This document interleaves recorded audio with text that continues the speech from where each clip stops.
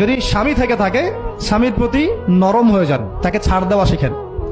সবচেয়ে বড় কথা, তাকে মহব্বত করা তো অবশ্যই জরুরি, মহব্বতের চাইতেও বেশি জরুরি স্বামীকে বিশ্বাস করা এবং তাকে সম্মান করা। এমন কোনো কথা এবং কাজ না করা যেটা স্বামীর গায়রত বা ব্যক্তিত্বে আঘাত করে। ভালোবাসা অনেক গুরুত্বপূর্ণ বিষয়, ঠিক আছে, কিন্তু ভালোবাসা শুধুমাত্র একমাত্র গুরুত্বপূর্ণ বিষয় নয়। আরো গুরুত্বপূর্ণ বিষয় হচ্ছে বিশ্বাস, সম্মান এবং আনুগত্য। এখন বলতে পারেন যে আমার স্বামী আমাকে অন্যায় কাজে আদেশ করলে কি আমি আনুগত্য করবো? কখনোই না। যখন স্বামী আপনাকে কোরআন সুন্নাহর দিকে আপনাকে ধাবিত করবেন, তখন আপনি তার আনুগত্য করতে বাধ্য, এবং এটা আপনার জান্নাতে যাওয়ার মাধ্যম বটে। যে এই পৃথিবীতে কেউই আল্লাহ পাকের পরে সিজদা পাওয়ার যোগ্য না, এমনকি নবীদেরকেও আল্লাহ পাক সিজদা করতে বলেন নাই। কিন্তু সেই নবী আমাদেরকে কিন্তু বলেছিলেন যে যদি আল্লাহ পরে কাউকে আমি সিজদা করতে বলতাম, তাহলে আমি স্বামীদেরকে সিজদা করতে বলতাম। এটাকে তসলিমা নাসরিন স্টাইলে বুঝলে হবে না। ওরা এটাকে এইভাবে নিবে যে ইসলাম মেয়েদেরকে দাসত্বের শৃঙ্খলা আবদ্ধ করতে চাচ্ছে, হ্যাঁ, আত্মস্বাধীনতা দিবে না ইত্যাদি।